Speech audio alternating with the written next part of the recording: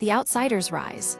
How Graham Platner upended Maine's Democratic primary. The 2026 Democratic Senate primary in Maine concluded not with a thunderous clash, but with a quiet retreat. Governor Janet Mills, the establishment's preferred candidate to unseat five-term Republican Senator Susan Collins, suspended her campaign. This withdrawal handed the nomination to Graham Platner, an oyster farmer and political outsider who had been widely considered a long-shot contender. This outcome is more than just a local upset. It serves as a potent case study in the current tensions within the Democratic Party. It highlights the friction between national party leadership and local voter sentiment, the lingering shadow of the 2024 presidential election, and the growing appetite for candidates who appear authentic rather than polished. To understand the mechanics of this shift, we examine the race through the lens of Alex Sateswald, a longtime national political reporter and deputy editor for the Midcoast Villager, who has become a key voice in explaining Maine's political nuances to the national press. The collapse of the establishment favorite Janet Mills entered the race as the logical choice for national Democrats. As the sitting governor, she was viewed as the only candidate with the name recognition and fundraising power to threaten Senator Collins. However, her campaign suffered from a critical lack of momentum and perceived enthusiasm. Why it failed? Perceived reluctance. Mills dragged her feet on entering the race, despite public encouragement from Senate Majority Leader Chuck Schumer and other national leaders. This created a narrative that she was doing it because she had to, not because she wanted to. Campaign execution. By all accounts, the campaign was lackluster.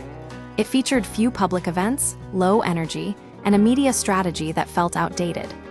Voters never saw the sharp, active leader she is in private because she rarely appeared in public to demonstrate it. The Biden hangover.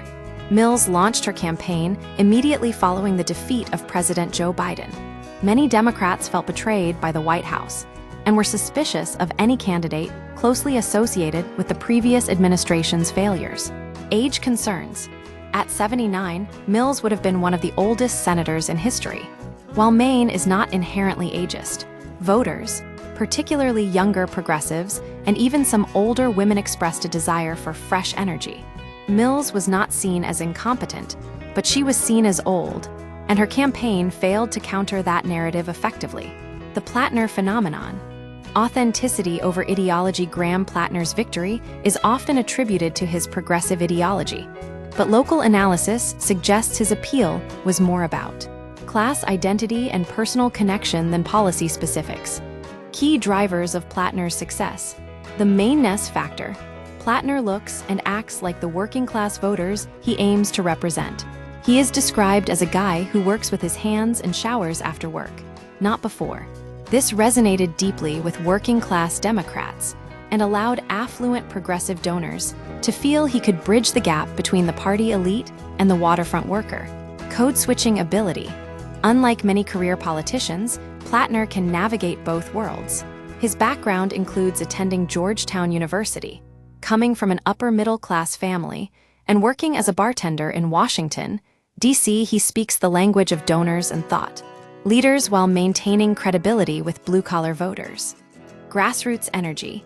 In a small state of 1.3 million people, personal contact is powerful. Platner held town halls that drew hundreds, sometimes thousands, of attendees. He built a sense of critical mass by meeting voters face-to-face, creating a grassroots momentum that Mills' top-heavy campaign could not match. Digital omnipresence. His campaign leveraged podcasts, social media, and digital ads to stay omnipresent, reinforcing his personal brand as an accessible, real person. The anti-establishment sentiment, the phrase Democratic Tea Party, has been used to describe the shift toward outsider candidates like Platner. However, the sentiment in Maine is better described as a simmering resentment rather than white-hot rage. Maine has a long history of feeling overlooked or dictated to by outsiders. Wealthy seasonal residents from New York, Boston, and D.C. often dominate summer discourse, leaving locals with a chip on their shoulder. When national Democrats effectively anointed Janet Mills and urged locals to shut up and get behind her, it triggered a backlash. Voters resented the perception that people who knew nothing about Maine were trying to control their political destiny. Platner's rise was, in part, a rejection of that external imposition. Navigating the woke backlash early in the campaign, Platner faced a potential scandal involving a tattoo of a Nazi symbol, a skull and crossbones, from his youth. In previous political eras, this might have ended his candidacy.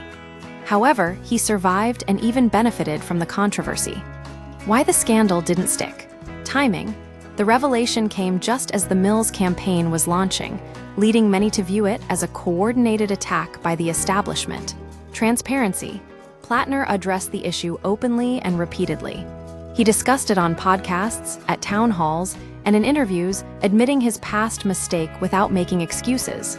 This transparency was perceived as honest and real. Context. His broader biography, including high school activism for Palestine and Tibet, provided context that made the tattoo seem like an outlier rather than a reflection of his current values. Voters interpreted his willingness to discuss it as a sign of growth and authenticity. The outlook for Susan Collins, with Platner as the nominee, Senator Susan Collins faces her toughest re-election environment in decades. She is older, increasingly viewed as part of the Republican establishment, and running in a midterm year without President Trump on the ballot. The national mood is anti-Trump, which complicates her position. However, discounting Collins would be a mistake. Grassroots connectivity. Despite her age, Collins maintains deep, personal relationships across the state. Voters frequently report direct contact with her office, suggesting a level of engagement that transcends traditional polling. Delivering results. As chair of the Senate Appropriations Committee, Collins has leveraged her position to bring significant federal funding to Maine. Her website showcases projects across every corner of the state, a tangible reminder of her effectiveness. Polling caution. Polls often underestimate Collins. In 2020, polls had her down significantly, yet she won by 9 percentage points. Her support is sub-rosa, quiet but deep-rooted. Conclusion. Graham Platner's victory in the Maine Democratic primary is a clear signal of the party's internal fractures. It reflects a voter base tired of establishment mandates, eager for authentic connection, and skeptical of candidates tied to recent national failures. While Platner's outsider status and progressive appeal have energized the Democratic base, Senator Susan Collins remains a formidable opponent, armed with decades of local goodwill and a record of delivering federal resources. The general election will be a test of whether grassroots energy can overcome entrenched incumbency in one of the nation's most independent-minded states.